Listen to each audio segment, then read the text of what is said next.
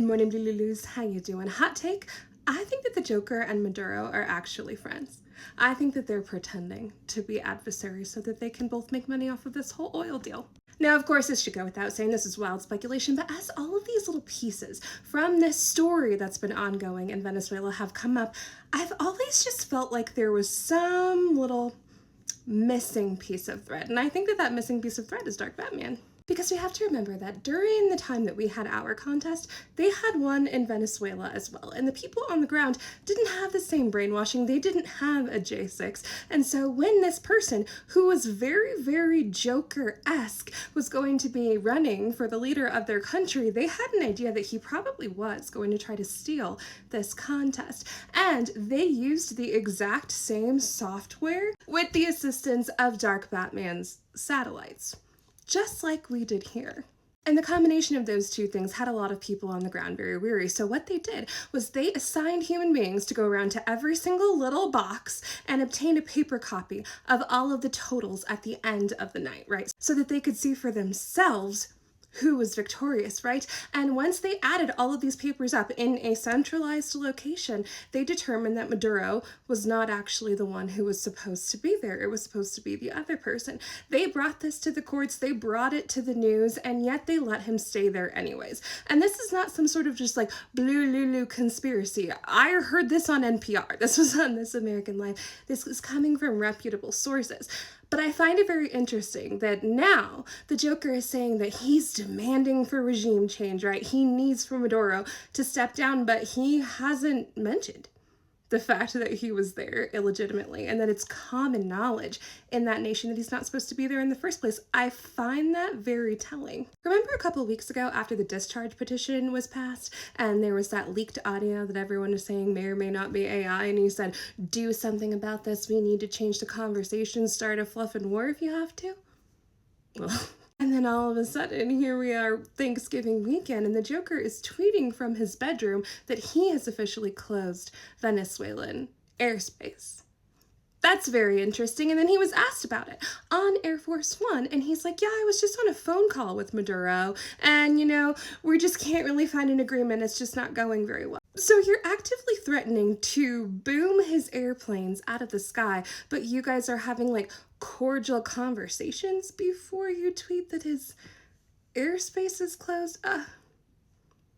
That's very interesting. And now everybody's super focused on Vin Diesel, right? Because he may or may not have committed W crimes, but you can't commit W crimes if you're not at W. And it wasn't actually the Department of Defense who decided that it was okay to do these strikes in the first place. No, that was Pee Wee German. He made it so that he could classify any individual as a scariest or a party favor trafficker, and he was the person that said that we could then use the military against them. It wasn't even Pete, that was Pee Wee German, not him.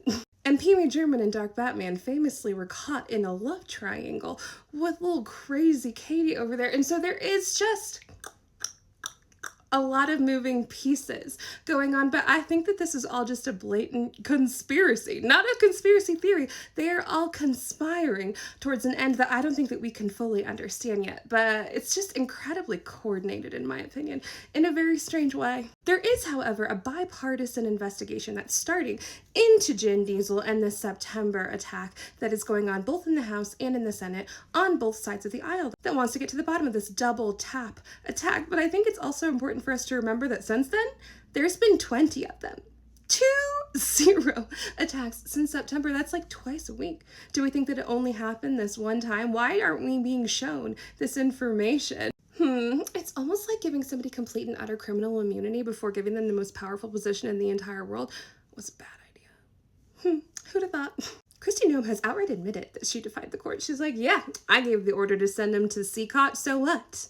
And that was in direct contempt of the court. So she's going to have to go in and be put before the stand. But I think that she's just assuming that the Joker is going to pardon her, and he probably is. And Kash Patel has garnered a new nickname in the FBI. They call him the Make-A-Wish director because he literally treats the FBI and all of the federal government as if he's a Make-A-Wish kid who gets to just do whatever he wants. He's using $300 million million aircraft just for kicks, like it's an Uber. He uses them to go to UFC fights, to go see his girlfriend, sing on stage. He is pretending as if he's part of this like elite golf club, when in all actuality, he's supposed to be solving crimes in America and preventing bad things from happening. And he's just using it for fun. And that makes sense because he's not a cop. He never was a cop. He was a podcast host. And he is treating our treasury and our entire Department of Transportation as if it's just like a really cool swag bag. It's a lot.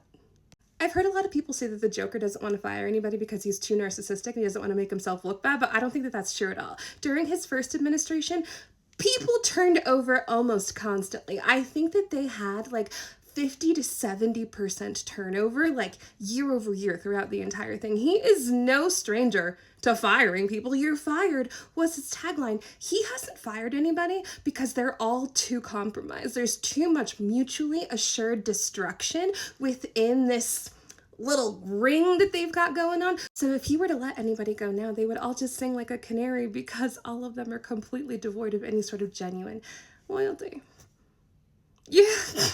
So you've really got your work cut out for you, Congress. How much longer are we going to pretend like this is normal? Today? Tomorrow? Because 65% of Americans have exactly one thing on their Christmas list. So Santa baby, hurry down the chimney tonight. I hope you guys take care of yourselves today. I hope you drink some coffee. I hope you eat a yummy snack. And as always, keep your eyes up, keep your feet on the ground. See you next time. Ta-ta.